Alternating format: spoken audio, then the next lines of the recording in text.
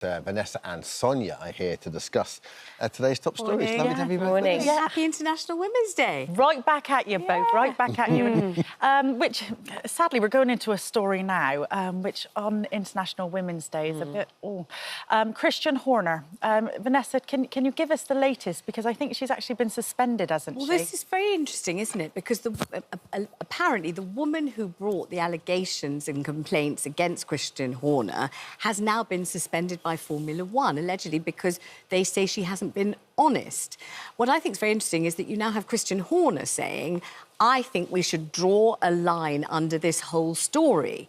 But, of course, you don't get to be the person who says that a line has to be drawn. I mean, everybody in the middle of any story would like to decree a line is drawn under it, there's nothing to see here, there's no more to discuss. But actually, let us be the judge of that and actually let people... ordinary people who've been following this story be the judges of when they've had enough of talking about it. You can't just say enough is enough just because you've had enough and you're embarrassed by the whole thing. Sonia... It's a very peculiarly murky story, actually, I think. Well, this is it. Yeah. So we obviously don't know the details, but obviously it's not a great optic.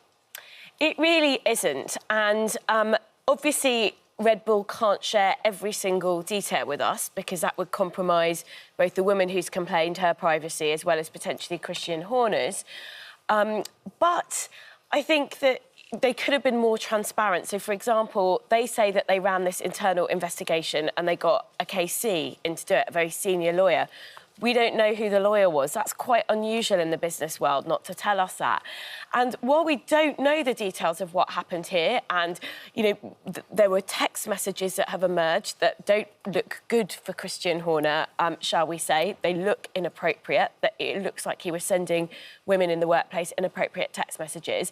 We don't know the full details behind the scenes. And, you know, when Red Bull say that they've suspended her on full pay for being dishonest, we don't know if there's some evidence that we don't know about.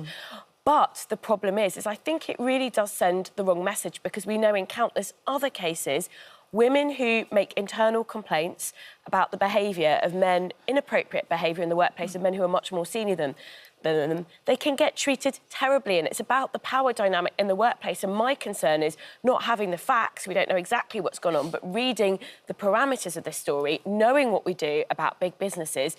My concern is that this could be a woman who's been treated really unfairly. And it kind of does put women off complaining about these things because often you're the person who ends up getting punished. Yes, very true. He has been cleared of the allegations in his workplace, hasn't he? So yes. The internal investigation. So it's an internal investigation. These workplace investigations, they're done on the balance of probability. So, you know, you'll get someone independent in to look at it and say, on balance, did something wrong go? It doesn't mean something definitely didn't happen. It just means on the balance of probability, it didn't happen, and therefore he's in the clear.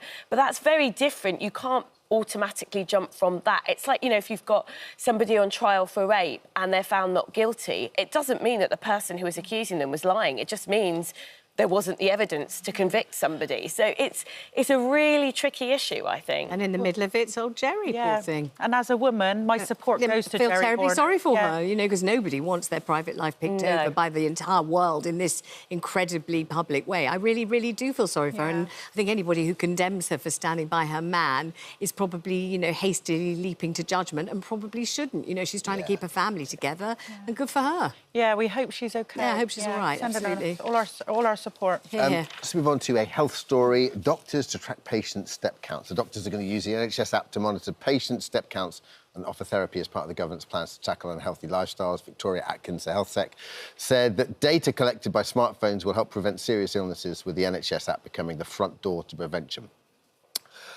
We did a piece about this, though, about 6 months ago. I remember doing it, and I was shocked by it because, well, not shocked, but surprised. But so the 10,000 steps is currently used over the years, but it was just a kind of marketing ploy around an Olympics thing. So how much sort of provenance can we, or credibility rather, can we give this? Well, I think it's like, so the 5 a day thing, right? There's no scientific evidence behind that, but around 5, but we know that eating more fruit and vegetables is good for you. Yeah. So I think sometimes public health campaigns take something that resonates with the public, and actually 5 a day has been so successful. Like, I genuinely think, I still count, like, have I had 5 a day today? Sure. And there's no scientific, it's not like, you know, 5 is necessarily the target rather than 4. It's just we want people to eat more fruit and vegetables. So, you know, I think there's an extent to which, when it's 10,000 so high, it puts people off, and the evidence shows that actually 2,000 steps is better than no steps. So just, you know, the more the better. But I do think these campaigns that kind of get people to try and think differently about it, they can be very successful, even if, you know, it's just a number that they've picked. Sure. Well, we have got an obesity problem, but Vanessa, I mean, how would you feel if you went into your doctor and they went, well, it doesn't look like you're doing, you know, the right amount of steps that we say you should Could you be imagine doing. So, being the doctor that told her that? Well, hang on, wait a minute. First, before that happens, get an appointment with your doctor. How about that? That would be such a huge achievement. I'd be so delighted to see the doctor. I'd be grateful for them saying anything to me at all. Do me a favour, let's get first things first. First, see your doctor, then let him call you fat, then wait to see what happens next. That's what I say.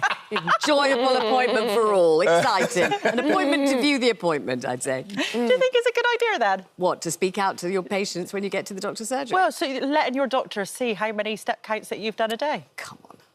Ridiculous. Absolutely absurd. None of his business is what I say. Mind your own business. A nice sit down to celebrate International Women's Day. Good sit down. Even better, a good lie down. The good thing at the heart of this story is that I do think the NHS has to move more towards a prevention-based model, so helping people to be healthier in the first place so they don't get some of these long-term conditions, and exercise is clearly a really big part of that.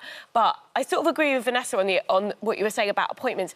The NHS is seriously underfunded, and we're not spending enough money on healthcare. So these schemes that the government are putting forward are all very well and good, but you know, we can't forget that the fact that the NHS is underfunded and we're not spending enough money on our healthcare. Yeah.